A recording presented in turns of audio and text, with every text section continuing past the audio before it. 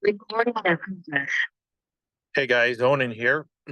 So it's been a few days since I recorded, but I want to kind of give you an update and talk about how things have been going with the celibate challenge. So I guess I'm not sure what day I'm on. So we had been we had been struggling to make things happen for probably 4 or 5 days during the infertile time before I began the celibate challenge. So the celibate challenge, we have been quote unquote abstaining, although involuntarily, for about 5 days. So in terms of when the last time we were intimate, it's whatever day of the challenge I am plus like 5 days. Now, I don't remember if during that 5 day period I was um solo free. I don't think I was. So that's why I've just been counting for purposes of this the beginning of the celibacy period, which I've so far, knock on wood, not that wood, but knock on wood, I've been launch free. And um, so anyway, how are things been going? Well, I mean, I would say surprisingly well. It has not been as difficult as I thought it would be. I'm not sure how much of that is because I have this, firm commitment to go completely launch free for 2 months. Maybe my mindset is different, and maybe I mean, I really want to finish this, and so I probably normally don't have that type of resolve. And of course, I've been public about this. So now I have the added factor that I don't. It's not that I don't want to let people down, but I don't want to come in and say, "Guys, I gave up or I fell." It's kind of a matter of pride. I think a good pride, but I want to show I can finish what I set out to do. And while I know that people will be okay if I don't, I have something I want to prove to myself. And so having it out there publicly has helped me remain accountable, because I think left in the kind of the quiet of my own resolve, I don't think I would have made it this far. So, you know, I would say that the physical buildup, the tension, the PMAS has not been as extreme as I know it's been in the past. Doesn't mean it's been absent, and it doesn't mean it has been easy. There's been moments where, boy, I really wanted to, you know, let off some steam, but I, you know, resisted and did something else. Now, part of that is because the worst times, strangely enough, have been in the mornings when there's not much. I don't know. I mean, it's not as convenient to go off and take care of business. It's always at night when you're alone in bed. And when it hits you there, that's when I'm at my weakest. And fortunately, I haven't really had that problem yet. So hopefully that continues. That's where it becomes difficult, because then you just lay there, and it just seems like agonizing minutes go by before you finally fall off to sleep, assuming you make it that far.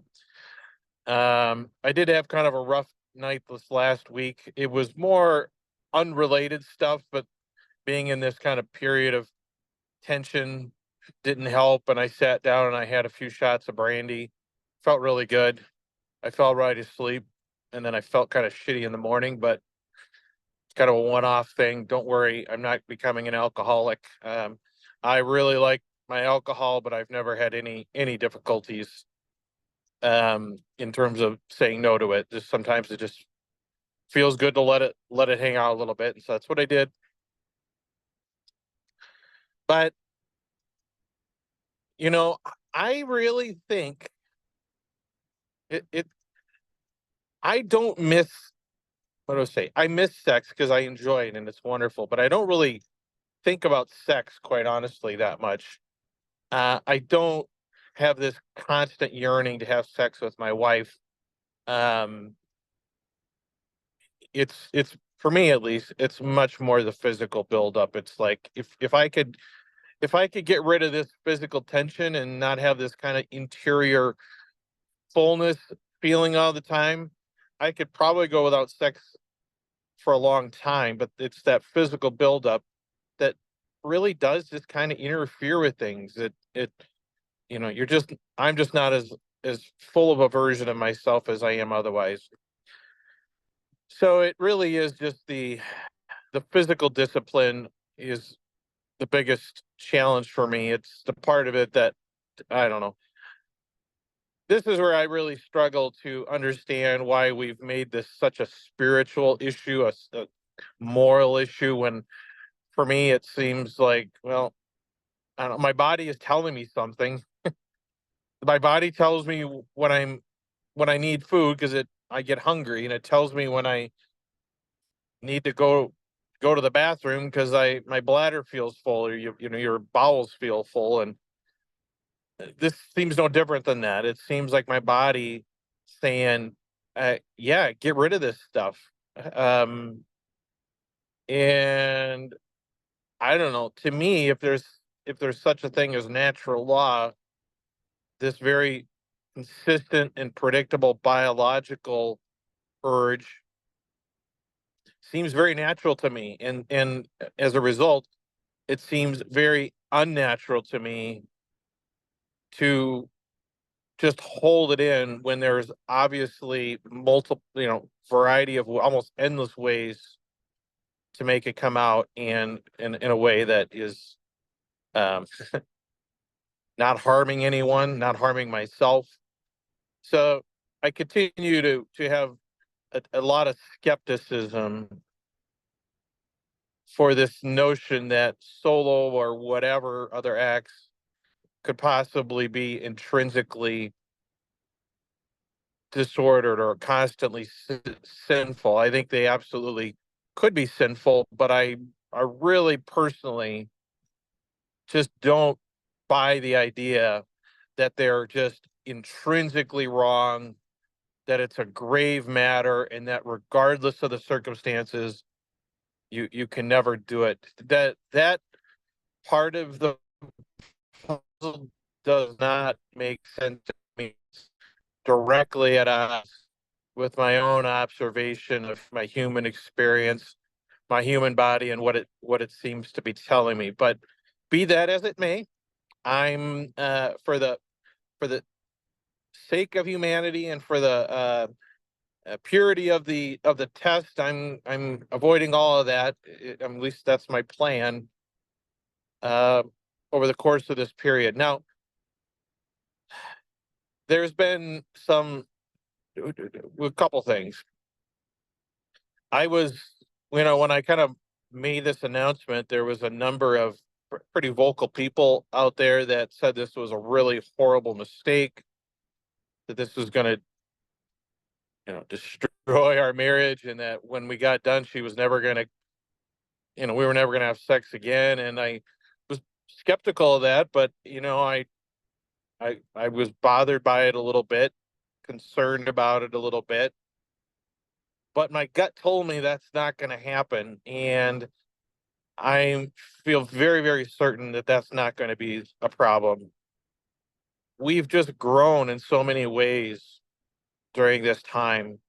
Just this morning, we had a conversation, a really deep and personal conversation that's probably 10 or 15 years too late. Like, legitimately should have done it a long, long time ago, but I was always afraid or felt guilty or whatever about having this conversation with her. And so I just never did.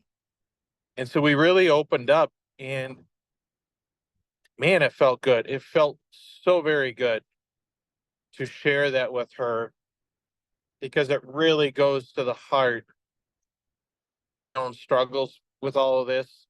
And one of the things that I said is, and I told her, I says, I really, of course, enjoy having sex with you, but I could go with I could go without that for a fairly long time if we needed to. But I said it's this physical buildup, this that just is really it's it's uh it really interferes with things. I said, and if there was other ways to make that go away, I would be all over that. And I said, what I really don't like is the way that as Catholics, sex has become the tool, the only tool for dealing with that very powerful physical urge or need, whatever you want to call it.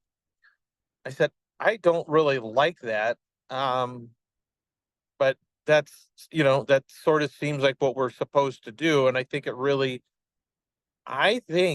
that whole idea that you must only use the conjugal act, that's the only appropriate use of our sexual faculties, is a really big mistake.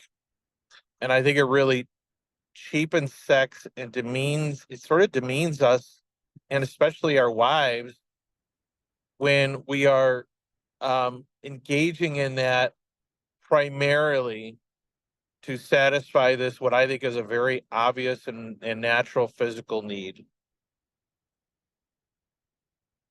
And so that's why you know,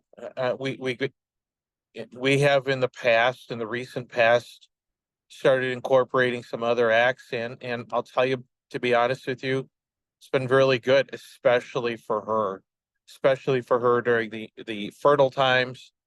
She gets to enjoy that pleasure and release during the time of her cycle when her desire is the strongest, and it provides me with some relief. It's not near as powerful or effective, at least for us. It hasn't been as the full thing, but it's better than nothing.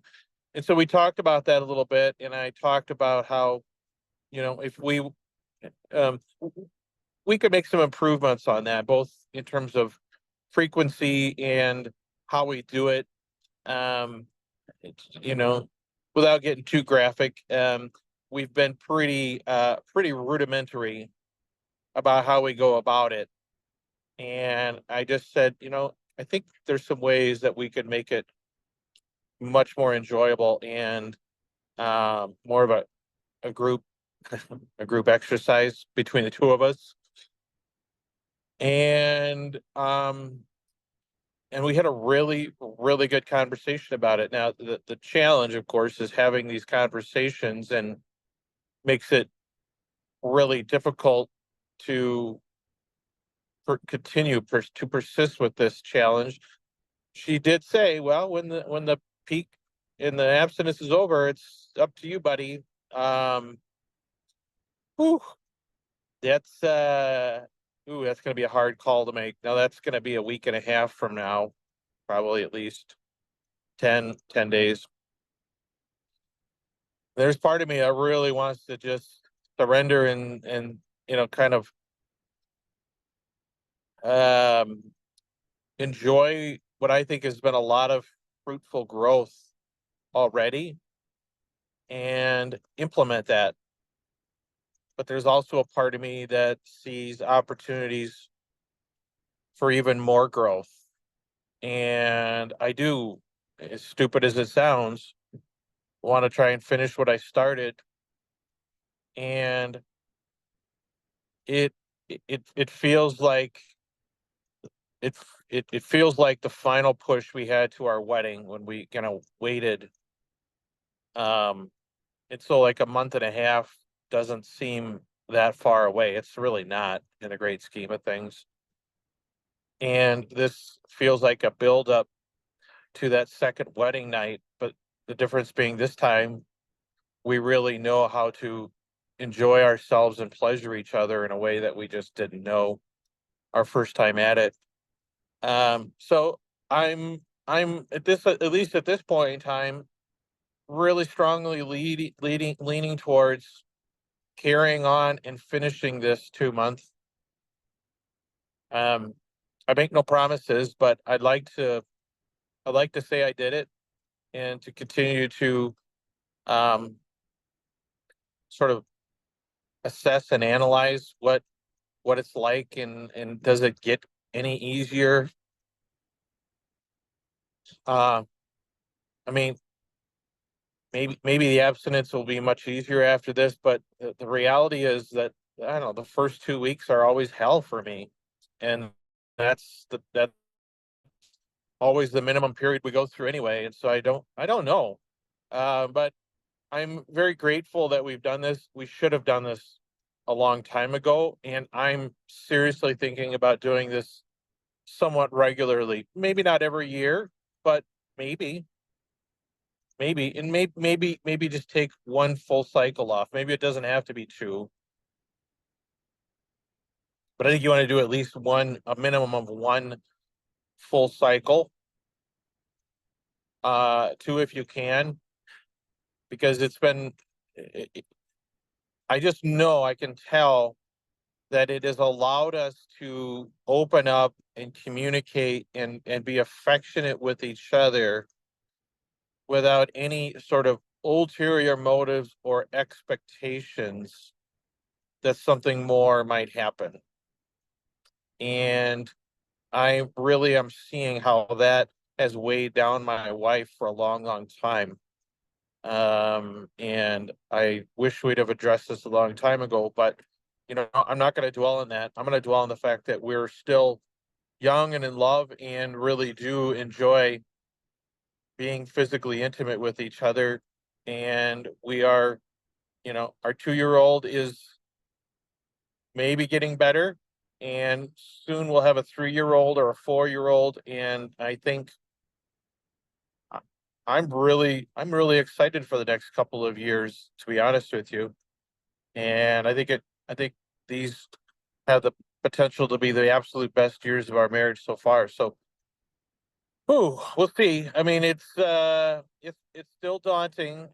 There's times I really want to just give up, but so far, I guess all I would say, so far, I'm very, very thankful that I at least undertook the journey thus far, and we'll just see where it goes from here. So anyway, I know this got kind of long, but I wanted to share all that with you guys. So appreciate you watching or listening and commenting, and I guess stay tuned. So anyway, till next time, everyone, have a good one.